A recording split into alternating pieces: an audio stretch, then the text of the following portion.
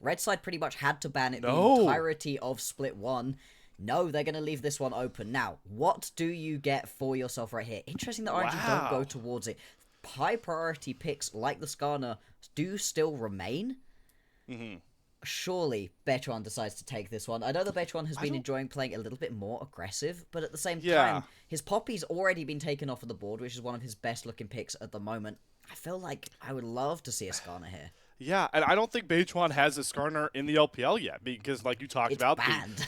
the ban rate's been crazy, and there's been very little opportunities. But Beichuan is actually going to go for the Sejuani. So are we expecting a Yone right next to this? It's the normal pairing we've been seeing in the LPL. Yeah, I mean, if it is, I hope that SeTab takes it, not Hoya. We don't see that moved around once again. I think SeTab was one of the No most more moving. fun... No more moving. Standard lanes right here, please. But no, I think SeTab was one of the most interesting players on these AD mid laners. I thought he had some really impressive Yone performance, some great Yasuos. If you could get him something very aggressive early on, I would not be too surprised about that. But we've also seen a real diversity in drafts recently, where some teams are taking their ADCs as literally red 5. They are taking it as a counter pick. Other teams picking it up for themselves very early on. And actually, this looks like we're finally going to get to see a Skarner go straight through a pick and ban phase as the Vi going to be locked in. It's true. And Aurora being grabbed as well. Bloxer, you know what I see? I don't know if you noticed my groan. It's a 1xN Ash game. Yeah, it is. Listen, it is. I understand the champion's very pivotal, very good draft pick, but it's just, I don't know. I'm not the fan of handicapping 1xN. We'll see if it works this time for ThunderTalk because RNG's draft is very clear. I love whenever you pair Vi with Ambessa. You're always looking to set up those public executions. What better ultimate than Cease and Desist to do that? Yeah, and this is a composition from RNG right now that wants to go in, go forwards, go dive themselves into the backline. Interesting to see what they pair up with it. Things like the Kaiser in this situation are very good. We've seen a couple of teams also pair it with a Jhin, where the Jhin sits very far back, and then the rest of the team goes flying in. I prefer it with the more aggressive ADCs that can join along with you. ThunderTalk are going to recognize that one, take it off of the board. ThunderTalk, though, their composition, a little bit more about the pick potential that you can get between the Sejuani and the Ashe. True. And, you know, the Renekton comes across, you check the melee checkbox right now, so you get that for Hoya. We haven't seen a lot of the Croc from Hoya, though, and this is a very important thing to talk about with ThunderTalk, is a lot of the resounding sentiment for their struggles right now, Bloxer, has been, a lot of people have been, I've been hearing the Hoya was a lane swap merchant discussion, so to see him pick more aggressive laners and maybe try and prove them wrong against RNG, I don't hate it. No, last time out, he did play the Rumble, had great success for himself in that matchup up against the Ornn, I think it was, in that particular matchup, and was able to do really well for himself. In this one, into the Ambessa, you can go toe-to-toe. You can really get aggressive with this matchup. But these junglers both have great gank opportunities as well, so you need to be careful. Temper that aggression. Don't go too far forwards. Because in the losses that we've seen out of ThunderTalk, he has been falling behind a little bit. He hasn't been able to quite get that same level of success. So that will definitely be something for us to track through as we do move on into this second round of picks. You highlighted it earlier that the Yone could work really well. I think the Yone into these kind of pick compositions that can turn into full dive front to backs work really well. I do not want the Rise. The Rise has looked horrible throughout these past weeks. Oh, man. Okay. All right, so we get the Rise. I'm with you. I think the Yone would have worked well because you also you don't have a true tank that's really going to come through this game to punish the fact that you are very AD reliant on the ThunderTalk side. They'll opt for the Rise. They're opting to play these fights as long as possible with a Renekton and a Rise, but RNG is going to pick up a very aggressive bottom lane, one of the better aggressive bottom lane pairings than Ezreal and Karma. Why not play the hot hand that is JiaQi right now? And let's see what Feather decides to take here, because if you take yourself an Enchanter as he's currently hovering towards, you're kind of stuck in this lane. A lot of the times when you see an Ezreal Karma, you just decide, hey, it's not worth it, let's go elsewhere, let's get involved across the rest of the map and not just lock myself down into this one specific lane. Is instead going to be this Seraphine. I'd be very surprised if Feather decides to roam heavily with this pickup. It makes a lot more sense to just sit in the lane, but that means you're going to be taking a ton of pressure just constantly from JiaQi and Niket. Yeah, so maybe it's wanting to play double range into the Ezreal Karma. It does kind of alleviate some of the pressure that lane can bring. But I think the key thing that screams out here for ThunderTalk, how much pressure are they putting on 1xN Ashe Arrows, Bloxer, and more importantly, just Beichuan in general as like this nearly sole engaged threat, because Seraphine Encore is really only ever going to be used to prevent that dive comp you're talking about from RNG. It makes sense to pick it into this one. The Seraphine or the Renata would have done the same sort of thing, where you can at least stop the dive from coming through. But you're right, it doesn't have that level of engage that you're really looking for. Right now, you're very reliant on either champions whose whole CC is themselves, or you're really going to need an Enchanted Crystal Arrow to land to make things work. At the same time, with the Realm Warp, I'm going to be very interested to see what they can actually do with this, because I said it, I don't like the Rise. I think a lot of teams will be picking the Rise and then just not doing anything with it. You've got to get aggressive with it. I think Realm Warp, in the same way that the Paranoia, if you don't make use of it in the first couple, what's the point of the champion right now? It's such a big part of it. There are other champions with ultis that could do more for you if you're not using this one proactively. SeTab did play it in the previous matchup up against RNG. He's got some experience with this one, but very much, what can he do? You need to use it aggressively. And you need to be that big scaling threat if you're going to pick the Rise in a combo with an Ashe, with a Renekton, a Sejuani. We'll have to see here. ThunderTalk have been marred by some questionable draft decisions in these recent games, but it is now more integral than any time prior that they come out on top here as we enter our first game for the second round robin of Group B, where anything is possible. All teams control their destiny. Who between ThunderTalk and RNG are going to take that first foot forward or 2 steps back? And this is such an important matchup. Like you said, 1 and 2 between them need to be able to pick themselves up this victory. Otherwise, the group is going to be incredibly tricky to actually play out. So we'll see. Pretty normal start so far across the board. Does look like RNG are potentially expecting some sort of later invade, the way their bottom lane's playing a bit further back off the tri-brush. But both our junglers looking to start on that mirrored clear. And I do like this for the ThunderTalk side here, Blockster, because Beichuan could be in position to kind of alleviate some of that Ezreal karma pressure we're expecting. Exactly, and you really do want to just get yourself into that lane if possible and just stop all that pressure from going through. If you can disrupt this Ezreal karma, they really can struggle later on in the game. At the same time, if you let them get ahead, that's so much poke that's going to make stepping up to these objectives incredibly tricky. Early on in the game, though, it should very much just be the poke coming through, getting pushed forwards. At ThunderTalk, you're not too worried about just having to sit back and farm your way through this early game, but it doesn't unlock Feather to go and get involved elsewhere on the map, as a lot of teams have been finding good success with, as you can't roam your entire bottom lane up to the top side of the map to go fight for grubs anymore. It's been a lot more of these safer ADCs and engaged supports that just leave their bot laners behind. I don't think we're going to be seeing that so much here.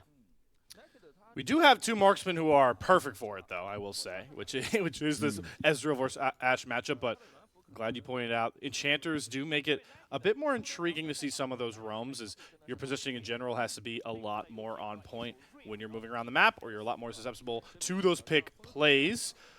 milkyway just finishing up his bot side at around the same time as Beichuan, and we don't have any really clear lane advantages just yet. It does seem like Hoya's getting a pretty good crash into Xiaoxu, so could see the first gank come across from milkyway. A guy, Boxer, we talked about from the jump. We like to see his proactivity since Split 2 turned for RNG.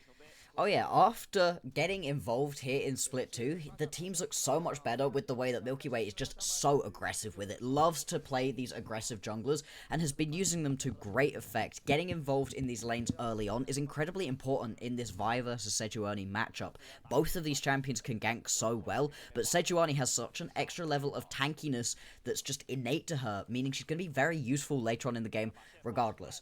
Vi's, if they fall behind, it's very tricky to play out because you're using your ulti in the midst of a team fight. You might die before you even get there if you don't have the needed items. Oh, speaking of dying soon, Hoya taking some rough trades. Gotta give a spotlight over to Xiaoxu on this Ambessa with the electrocute. I gotta think, Block, so this is just to try and maximize winning these trades in lane with how volatile you talked about Renekton and Ambessa. Absolutely. Although it is a little bit of a benefit towards the Renekton in a lot of situations, with the Electrocute, you can make it work for you right here. And if you can get a couple of solo kills, again, great way to be able to change the balance of this game. That being said, both of these teams haven't particularly gotten aggressive early on in games at this point. They're a lot more about roaming around to these skirmishes around the early objectives. Obviously, first rate going to be a minute away. 2 also for the Grubs. And Grubs is usually that first thing that we see a lot of teams really go to fight towards. Not what Milky Way's looking for. Great hawk shot though from 1xN. Does spot Milky Way potentially trying to set up a lane gank. Feather's going to burn the heal there. Yeah. Just to create a bit of space. So do get that summoner down, but 1xN and Feather holding a decent HP advantage. So they haven't fallen too far behind in one of the most potent lanes in the Ezreal Karma. Yeah, a lot of these bot lanes that we've been seeing really cannot step up whatsoever to this bottom lane. It's not really the case for the ThunderTalk bot lane right here, because you've got that Seraphine, you've got an extra level of poke that you're able to provide as well.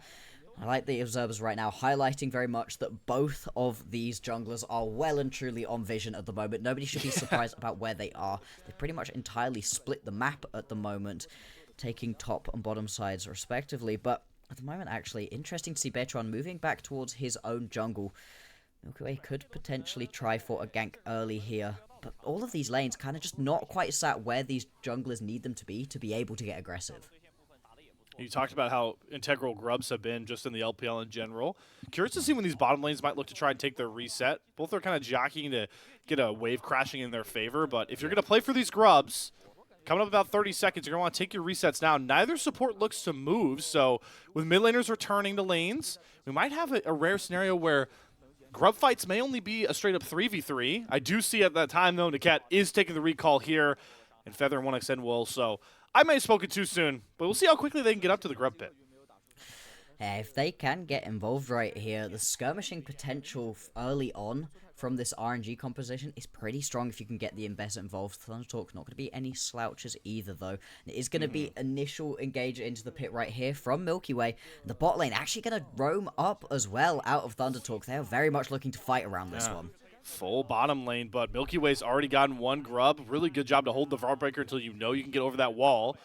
So you do surrender 2-1, but you'll take that trade with how much map pressure you've given up. You can already see tons of pings from JiaQi onto that bot wave. He knows that he's going to be able to deny at least a wave off of 1xN here to find a small advantage for now.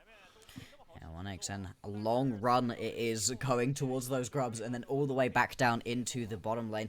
Won't lose out onto 2 more. Oh, hold on though. We have SeTab landing the first snare with the Glacial Prison up. That is as clean of a kill as you're going to find. But TT are not done just yet. Realm Warp being used early like you called out, Blockster. Niket has to flash into the Dragon Pit, but he goes right into the waiting arms of 1xN. Beichuan follows with his own flash. This is the proactivity we saw from ThunderTalk in Split 1 that got them out of their group 3-0. This is what we needed to see out of ThunderTalk, a revitalized roster in Split 1 who all of a sudden weren't able to get as aggressive. This is the proactivity I wanted to see out of the Rise pickup. SeTab using that one incredibly aggressively, and anything we were just talking about 1xN having lost has been regained from the fact he gets to pick up that kill. Really, really well played right there out of ThunderTalk, and the fact that they also grabbed themselves the Drake on the backside of that fight is just another boon. A lot of people, when ThunderTalk had the success they did in Split 1, gave a ton of praise to a couple of different spots. Hoya was a weak side king. SeTab had some really influential mid lane picks with his melee specialty, but I always felt like Feather and Beichuan were the engine of this team. I think this sequence we're about to go through the replay with Bloxer with doesn't show it any better. Yeah, just manages to get that initial bit of the stun, and Beichuan immediately follows up. Like you said, the aggression that ThunderTalk have is not just one person goes flying in. It's the second somebody decides they're going in, everybody joins immediately. I love Beichuan as well, flashing over the wall here, making sure that 1xN could grab this one, and it's just teed up beautifully for 1xN to be able to pick that one up. See right now hasn't actually been able to go back to base in order to spend any of that advantage, but still going to be in a perfectly fine spot at this point. And that initial aggression around these objectives has come out in ThunderTalk's favor. We've now got another 2 or so minutes until anything more that they can fight around. That doesn't stop RNG from roaming there. Oh, couple players top side. Yeah, they're trying to bait Hoya in. Hoya, don't. But we got to remember, Hoya knows how to play the one versus many matchups, all right? You can take the lane swap out of the game, but you can't take the lane swap mentality out of Hoya, so he avoids that death brush. And that's now Niket moved up towards this top side of the map on a really inopportune timing. You know, there's nothing particularly for him to do right here. Walking across vision at the moment as well, so you're going to be well aware of what is happening as ThunderTalk's bot lane. And there's not an objective to go fight for. You know, you're, helping your mid laner clear out a couple of minions? Yeah, just really unfortunate right here for RNG. And it is just going to buy way more time for the bottom lane of 1xN and Feather to be able to push this one through, open up Feather for a bit of a roam timing, and you can see 1xN going to head back to base, actually spend that gold that he was able to pick up from that kill, and is now going to be in a very strong spot. A couple of days off so far have seemed to reinvigorate the inspiration for ThunderTalk that we saw from split one. So I know it's early, Blockster, but I feel like we've already checked off some of the fixes we want to see from ThunderTalk in this game already. Absolutely. I wanted to see them actually following up on engages. I wanted to see some playing around the bottom lane, seeing what SeTab could do as well on this Rise. And I'm more than willing to be wrong about the Rise pickup. It's so much fun when it works, when people are being aggressive with it. It feels so bad when you watch 1 or 2 realm warps in an entire game and one of them was just like getting back to lane quicker. That's not fun. Or saving saving yourself from a gank, right? Like, come on. We want to see the lore accurate Rise, who's just realm warping into the most dangerous spots ever. Let's say as lore accurate as you can to the champion.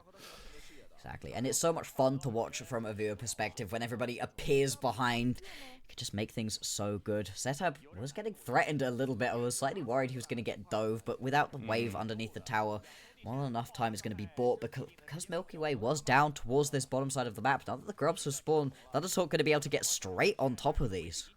Yeah, ThunderTalk doing a really good job shutting out RNG's ability to cross map for a lot of their plays, and they've kind of just been stuck in a rut moving towards the wrong side of the map constantly. That's going to be 5 grubs over to Beichuan for nothing. I mean, no. I mean, unless Tangyuan's going to shut me up in an instant with the Between Worlds, and they just delete 1xN's health bar. That is a 1-item Aurora decimating 1xN. Yikes, that's really unfortunate right there for 1xN. He thought that he was safe, but the second the Between Worlds pops, just so much damage. Completely decimates. And we've seen Aurora be such a pivotal champion. I know in the Weibo BLG series, got to see both Knight and Xiaoxu play it to perfection. And, well, right when we were talking about RNG being a bit too slow to the plays, is Tangyuan to just pull up and, this is why you need to pop barrier.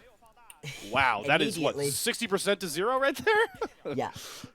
Just looked like he was in a perfectly good spot, and then all of a sudden, just unbelievable amounts of damage at one item, like you said. And this isn't going to get any easier for 1xN. 1xN is very unlikely to build anything in this game that's going to mean he's actually able to survive Tangyuan if he gets to him. It's very much going to be about spacing out correctly, making sure that this Aurora isn't able to just walk up to these plays. And like we were saying, they're not going to get anything from this as RNG. Well, they get themselves a kill. Now they are in the area around ThunderTalk. ThunderTalk, though, taking this dragon down pretty quickly. Do you actually want to go for the steal as milkyway? I don't think so. Yeah, I mean, Tangyuan doesn't have the Between Worlds. He had to catch a bottom wave. RNG want the prio in mid. And maybe we'll just see TT look for the fight. There's the flash encore on the 2 for Feather. Lockdown Department Feather. And it's going to be Niket falling first. Hoya pops the dominance as all of RNG jump right on top of him. And there's another forward-thinking Realm Warp. It's not going to find any more kills, but ThunderTalk playing with a new confidence. And it's got themselves a pretty big lead in this game against RNG.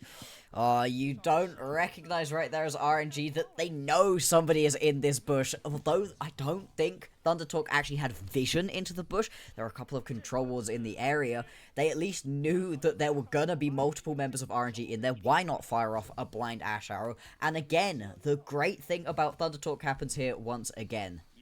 Yeah, they know that there's members in there. They see. That's mild vision. For a second, there's vision, and then everybody flashes on forwards. This is what we want to see from ThunderTalk. This is what ThunderTalk is as a composition. When one person goes in, everybody goes in. And I love that, again, like you said, the run warp happens immediately. Yeah, it doesn't get anybody. Not ideal in terms of just the actual efficacy of the ability, but using it aggressively is what I need to see from these Rise players. Leave it to ThunderTalk to pick 2 champions that we were scratching our heads at in draft with this Rise Seraphine for how slow they potentially would have to play. And SeTab and Feather have been the 2 most aggressive people with their champions. Now, you're not going to see a Seraphine flashing forward to Encore very often, but that is hashtag just Feather things that now has ThunderTalk in control of so much of this game. 5 grubs. They got themselves a sizable gold lead. They've allowed SeTab to relatively scale up on his own. Already has that row of stacking. Question now becomes, Bloxer, what do RNG do to try and pivot this game back in their favor? They've got themselves the sort of composition that really should enjoy these straight-up front-to-backs. I think that's what the Seraphine is best at. It stops that from being possible. And so RNG, I think, will pick, right? You saw earlier on what Tangyuan was able to do to 1xN on this pickup. If you can just turn this ADC into... Nah, he's fine. For ThunderTalk. He's fine. Okay. Okay, maybe he's less fine at this point. Yeah, it's like they say like sharks like to go for exploratory bites first. Well, the dive was the exploratory bite. Xiaoxu, we're not going to talk about the public execution, all right? That's why you got to wait for your Vi. The CC desist makes it so easy. Yeah. And without that ultimate RNG, they can't go for this wrap. This is what we were talking about a lot yesterday, right? And compositions where there's a lot of CC, the Ambessa looks so much better because the public execution is really hard to hit. That isn't, though. It's the same combo again. Ash Arrow, Encore on multiple members. Sure, milkyway flies in, but he's got no friends left around this pit. Second kill found. ThunderTalk looked like a different animal. Second time round in Group B. Yeah, but this is what they were able to do to RNG last time too. This team just doesn't seem to know how to play against the immense pressure that ThunderTalk bring. They don't fully commit to that dive. Correct decision because there were many members of ThunderTalk on the way, but they still end up hanging around way too long. And again, 1xN proactive on this Ashe. As much as it's not one of our favorite pickups for him, we love watching him on these more aggressive picks. As we've been saying quite a lot in this game, ThunderTalk can take these more passive champions and make them seem like engage-heavy monsters. It's important to remember as this game goes on with ThunderTalk in such a dominating position by this point that all the momentum was with RNG, the first team to really make anyone's legend bleed outside of our contending squads in the LPL. ThunderTalk coming off of back-to-back losses. It's good to see that TT, an organization that just had their highest peak ever in the LPL, have already understood that they have things to work on after a shaky start to Split 2, and bearing fruit for now. Exactly, and the league is way more fun when ThunderTalk are looking good, as they are in this game. We'll have to see how they look versus other opponents, but obviously still lots of League of Legends left to play in this one. Super important for the head-to-head as well. ThunderTalk being able to pick this one up would almost guarantee they're not going to be bottom of the rankings. And right now, a little bit of a play potentially around this Herald. milkyway has been able to start this up earlier on. Oh, here we go. Tangyuan's looking. It was the same start. It was the same way that 1xN got popped last time, but can't cut down the space. He's learned. He's scared. You can see the second that Tangyuan pops up on his screen, he is booking it. He doesn't want to be anywhere nearby. Speaking of booking it, RNG just booked it off the Herald. milkyway was teasing the start, but they were a bit too afraid of Hoya stretching this map thin, going for the tier 2 turret, so they come off of it with no mid lane prio. And this is just the reality of the game state right now, is that RNG are going to have to drop a lot of things because there's just no way to really fight for a Herald with the current state of the game. Exactly, but also I think RNG are just displaying that they are pretty scared to engage a lot of these fights. They haven't been anywhere near as proactive as ThunderTalk. Of course, their composition does come online a little bit later on. They're going to have 2-3 items being their point to really be wanting to fight. But still, at this point in the game, with one item on Tangyuan and JiaQi, I still think that's a pretty good spot to be fighting for. Now they go. Tangyuan's angry. He wants to make the same play on a 1xN, but this time it doesn't go so well. Good flash just before the pixel of the Encore lands. Tons of ultimates thrown down, traded blow for blows. Hoya TP's in, cease and desist, brings it towards his team with the flash, pops the dominance, and now is looking to turn it on its head. milkyway once again burned on the front line, and the Realm Warp in for SeTab. Just a bit late, but he gets the turret. Everything going the way of TT, it feels like right now in this game. And one of the few proactive plays we have seen out of RNG so far. Now they might pay for it even more dearly. milkyway being pushed under. The flank is here. All gas, no brakes, Feather. but Feather gets eviscerated. Xiaoxu hits the public execution. One extent, good flash to create some space here. Tangyuan and JiaQi on the front line, trying to burn through these big tanky health bars, but Beichuan gets himself out. JiaQi has to respect SeTab's damage. So ThunderTalk maybe learning some of their limits, but luckily doesn't cost them more than a trade of kills for now. No, but still, the fact that they've got all of this pressure going on, ThunderTalk showing up in a big way. When we look back at this replay, I'm going to have to do a couple question mark pings towards milkyway. I'm not sure that was the cease and desist that was really needed.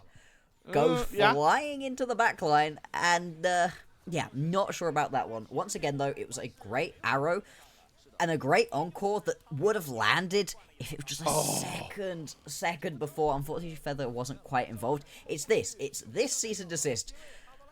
You get pulled all the way back into your opponent's squad, and there is so much CC on this composition. This is a great Sejuani game right here, where you've got Hoya to also be putting down the stacks to be getting as much down as possible in terms of the stuns, but then also, anytime you see a Sejuani and an Ashe paired up, such a nice combo, almost impossible to try to get away from it. You see it there, 1xN able to just kite that one out.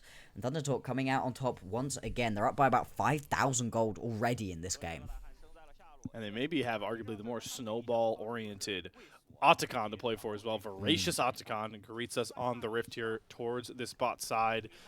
But for RNG, I think that replay also demonstrated we're just not syncing our engages together. Tangyuan goes forward first. Milkyway goes with Xiaoxu there, but doesn't commit the public execution.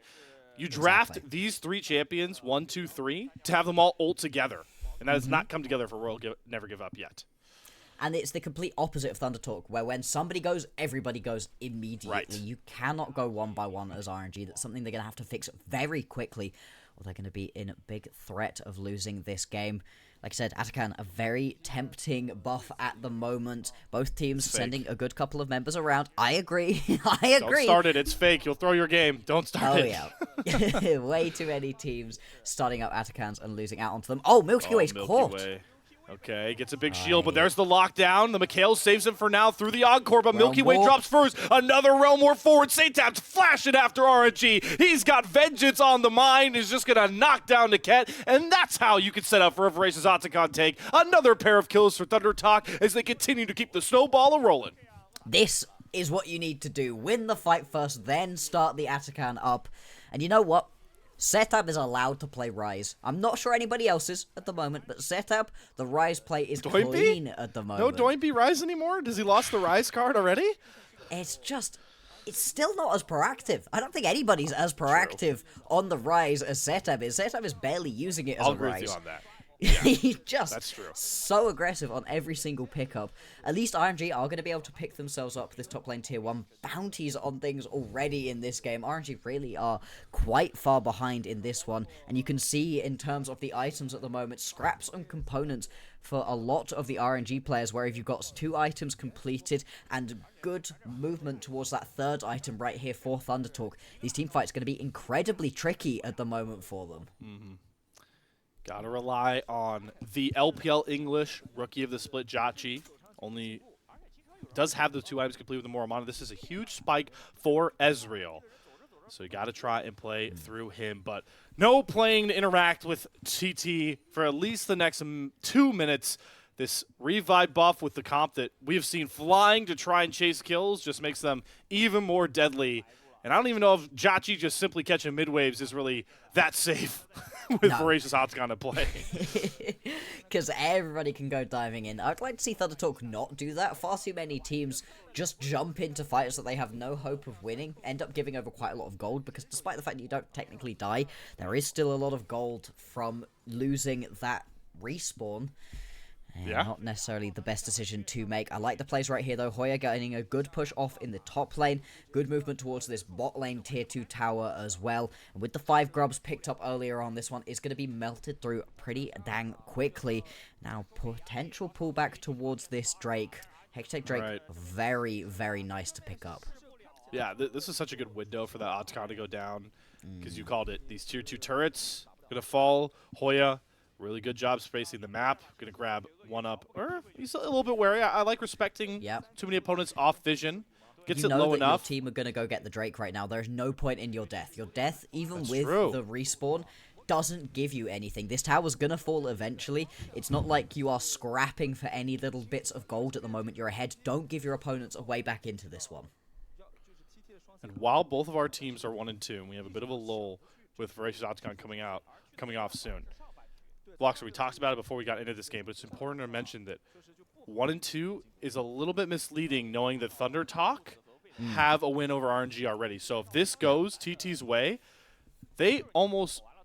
unless they collapse an RNG super surge, Yeah. it's hard. They don't end up in Nirvana group straight out. Yeah, it would need RNG beating AL again, which it already felt like a miracle the first time. They'd also need to pick themselves up a win versus UP, who have been looking like a real dark horse contender, not just in this group, but going forward.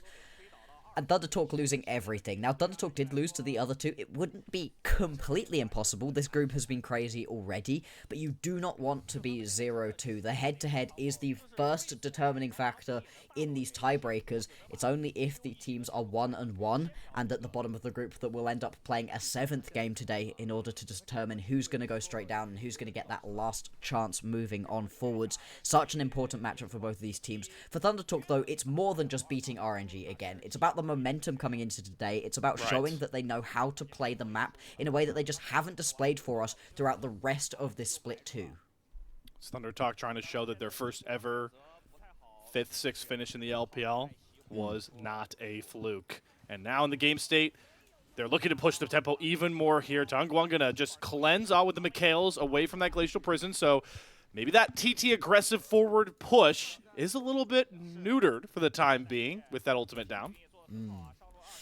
He's just going to slow things up a little bit, but for ThunderTalk, this is absolutely fine. You're looking for another fight and to draw RNG in around this Baron. The threat of the Baron going down is immense right now. ThunderTalks don't have the single fastest take onto it, but it still is going to be melted through, as you can see. RNG, they're going to spot this one out, but can they step up? SeTab is just playing God. That is one combo from SeTab with the EQ coming across, just keeping really all of RNG at bay. There's the arrow down. It finds its mark onto Niket, who gets burned through first. Sure, the Vi and the Aurora fly into the back line, but who else is coming to save them? Come across, maybe it's Xiaoxu dashing into the back line, but it's too late by this point. TT are just rolling as a 5-stack. That is an ace and a Baron as we return to the TT dominance, potentially from split number 1. Oh, that was a gorgeous encore right there from Feather. Only 1xn gonna fall for ThunderTalk, and the Baron gonna be picked up as a prize on the backside of that fight. Really well executed out of ThunderTalk. The land of the arrow initially isn't onto a key target. You would rather that you get JiaQi here, but JiaQi does manage to jump away from that one. Niket just gets jumped, but watch Feather right here. Watch this encore. Flashback encore that lands onto both Tangyuan and onto milkyway, and that's what keeps 1xn alive for long enough to just deal the extra damage. Yes, 1xn falls in the backside of that fight, but is able to pick up 2 kills before that actually ends up happening. Really key from Feather. That was gorgeous. Feather, my bad. I wasn't a fan of the Seraphine pick, but this man has quite literally, statistics-wise, not had an encore that hasn't hit 2 people. Yeah. And that flashback to get the angle on the encore and to make sure it extends through more of your team. So smart. That's so nice. That is so nice to watch. Just fills me with joy, actually, to watch champions like the Seraphine, Ashe, Ryze being played proactively like that, not just sitting back. This is the best of these champions.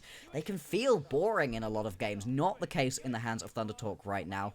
And they are going to be pushing through, using these Baron-empowered cannon minions to chip away at the towers. A little bit tricky for this composition to actually step to towers, but with the grubs up and available, once they do get to hit them, they're going to fall pretty quickly, and obviously that's what the Baron buffs for. It makes it so much easier for ThunderTalk actually to be able to step up here.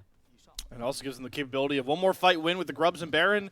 Will just end this game that has been Dominating from ThunderTalk ever since we got about 4 minutes in. Not noting that Glacial Prison. Beichuan gonna whiff that one out. milkyway once gonna go forward, but who's gonna follow him? The public execution does come through from Xiaoxu for the first time, and 1xn falls first, but SeTab is just too damn big on this rise, throwing out combo after combo, slamming his keyboard down, trying to push his damage to the max. It's the solo lanes this time for ThunderTalk that shine as they find themselves another fight win, and it might just be the one that crowns them a 2-2 record to start off the second round robin. They're going to be pushing forwards right here. JiaQi trying desperately to be able to keep this one alive. Going to get jumped, though, and taken down. Hoya picks up that kill. The Nexus towers will fall. And ThunderTalk, they're going to move up in this group. RNG 0-2 versus ThunderTalk. That is devastating for their chances. Took sub 30 minutes, but ThunderTalk have once again accomplished a win over RNG and maybe shaken up the groove. Back to the normalcy we expected. That was, though, the cleanest game from ThunderTalk we have seen in Split 2 for sure, Bloxer. 1xn gets jumped multiple times throughout that game, only dies a couple of times to it, and it doesn't matter in the end because you're blowing so much as RNG to try to kill onto this ash, that it means you're letting everybody else just run the rift. RNG, this is not the team that yesterday beat AL. Surely that is a different squad right here. And this is the joy of this group, right? You can beat the top team in your group and then lose to ThunderTalk in such convincing fashion. That is the beauty of best of ones, all right? And that's why I'm a fan of them. The prevailing thought is it opens up teams that really we saw struggle with best of fives to show their stuff. And we'll talk more about that when we get to Ultra Prime, but for now, it's also serving an ability for teams to really just battle back from a bad day. And maybe that's what we're going to see from ThunderTalk as we continue talking about the momentum basis in these groups.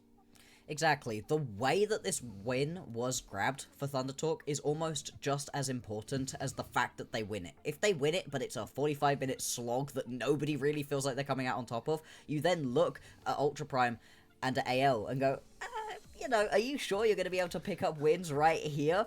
Where ThunderTalk, they crush their opponents right here. You also get another gap right here as these first two teams to play. You can watch the other matchups. You can take a breather, grab a little bit of food, get yourself back centered, and then go again. It's a really nice spot to be in as the first teams of the day. There's no chance that you're going to be playing back-to-back ones, and that momentum really is going to be big right here for ThunderTalk. It feels very much that this is a team that when things are going good, when they are feeling good, oh, it's so fun to watch, but when things get a little bit rough, they don't necessarily have the mentals to be able to overcome that and bounce back. Yeah, they are a confidence-based team. I think that's a great way to put it, and we saw that with ThunderTalk. It's important to remind the stakes, as we know this group was the only group to not have a 3-0 and 0-3 team coming into the second round robin. We talked a little bit about during the broadcast here, but Bloxer, now the stakes for RNG to not end up below ThunderTalk require perfection from them and complete collapse from ThunderTalk up against their next two opponents. Yeah, it's not a good position to be in where you are reliant on your opponents. It being out of your hands right here as RNG is no fun. And because the other teams above you have already picked up more wins than you have, 1-3, bad spot to be in for today. Momentum also not going to be on your side. And the threat of going into Group Nirvana is no fun. We've been talking about it so much and we will continue to because it is truly one of the craziest things imaginable. You don't get to play your Split 3 if you are one of the worst teams in Group Nirvana. Now, do I think RNG would be one of the worst teams in Group Nirvana? I don't think so. But still, it's not a fun place to be in, that's for certain. No, it is not whatsoever. And for an organization like RNG to only play one in a change worth of splits in the LPL would be something that I think would give a heart attack to RNG fans from 5 years ago. But we're not going to get too doomer on those talks just yet. Let's talk about the standouts from this game here. Bloxer, do you want this to be a Feather MVP, even though I really don't think we're going to get it? I would like it to be a Feather MVP. I think that encore was gorgeous and it was so nice. But honestly, I'd be very happy with SeTab picking this one up as well. He was so aggressive. The realm warps were great, and I was so upset to see the rise on my screen again. I thought that meant we were just going to see another nothing game from a mid laner. We don't get to see anything interesting. Everybody from ThunderTalk played that one out really well, but Feather, SeTab, they would be my top players from this one. This is the beauty of being a caster, Bloxer. Our draft takeaways were... SeTab, you should have picked the Yone next to Sejuani. Why is it Rise? Yeah. Feather, why are you not picking an engaged champion? Yeah. You're picking the Seraphine. Sometimes we look silly, guys, all right? But hey, if you they just gotta decide smile to play through it as an engaged champion, that's not on us. Yeah, we didn't know that before, all right? Let's give ourselves some credit. We were not expecting these encores from Feather. These were just so nice. Every single encore that Feather pulled out was brilliant, but there's follow-up from the entire team there, and they were often started with a 1xn arrow. As much as he was also able to do a lot of work just kiting through these fights, something 1xn I think is one of the best we've got in terms of just pure kiting potential midway through team fights. He was also starting these fights every single time, and we never saw from RNG the combo that they had available to them and actually going in. The only real good plays that they had were just off of an aggressive Aurora play where you one-tap your opponent, which is good, but if you can't replicate that time and time again, not a reliable way to play this one out. Yeah, this clip here was the first time we saw the cease and desist set up the public execution, and even though it did give themselves a pick in this fight, they were down 10k gold by this point. Yeah, so they lose. They do, in fact, end up losing. So we'll have to see who our player of the game will be coming soon here. I have a question, Slayer. I have a question. Oh, okay. Just quickly. Hey. Yeah. We saw an Ezreal in this game do a lot of damage. We saw an Ezreal in this game lose. Are you still on Ezreal needs buffing train? Okay, all right. I know I got memed for this, okay? I was being sarcastic, guys, okay? I'm an Ezreal player. My favorite time ever playing League of Legends was when Kleptomancy existed. I could play Ezreal. I could hit 6 Qs in a team fight and have every potion on me that you knew in the game. Do I recognize that was a terrible time for anybody else to be playing League of Legends? Yes, but I'm a self AD carry player. What do you expect me to say right now? You heard it here first. Ezreal deserves massive buffs. Buff all of his items. Doubling down. Make him the strongest champion ever. No, I mean, we have been seeing it a lot recently, right? Where Ezreals do so much work, but they just aren't actually able to carry the team at the moment. I think as much as it is a good safe pick, the best bit about the Ezreal is more whatever support you can play with it, because they're unlocked to go and get involved with the jungler, play elsewhere. The Ezreal doesn't feel like he's the big part of that. Yeah, we'll have more Ezreal discussions because I believe we won't. We'll be the last we see of the Ezreal. Beichuan gets an MVP here. Was the member of ThunderTalk during Split 1 regular season that had the most MVPs, and he's got himself 2 for each of the ThunderTalk wins so far. And it's important to give him credit here to Bloxer, because he was just as proactive, like you talked about, as the rest of the team was. Yeah, he was able to just get so much done for his team. Every single time that an Ash Arrow lands, there's a Glacial Prison coming flying in as well. He also started a couple of fights with his own Glacial Prisons, was buying so much space, so much time. As much as we're talking about Feather buying 1xn some space, exactly the same thing was happening right there from Beichuan. And he was one of the most impressive players for them in Split 1. It's really nice to see how much he's been getting his feet under him again in this Split number 2. And I'm excited to see what he can do up against the other 2 opponents in this group. For now, we will bid adieu to ThunderTalk for a bit, but we're going to roll into our next matchup soon. Before we get there, though, one of the most important messages I want to bring to all of you watching at home here on the unofficial LPL English broadcast. We're extremely grateful to our Coffee and YouTube subscribers who help level up the show you're watching right now. A lot of the initial payments go into upgrading the broadcast, but a huge bulk of it pays on-air talent like myself and Bloxer and content creators behind the scenes that help us push out so many awesome pieces of content. Subscribe to our Coffee, linked in chat, to unlock perks like early access to content like I talked about, and the ability to ask interview questions for our unique on-site interviews. So make sure to check those out. I'm going to give you some time to do it because we're going to take a step away from the broadcast just for a bit. But on the other side, we will introduce the other 2 teams looking to compete in Group B, the Group of Life, as we try to figure out who's going to Group Ascend, who's going to Group Nirvana, and who has to duke it out for even more League of Legends action. All of that coming your way after a short intermission.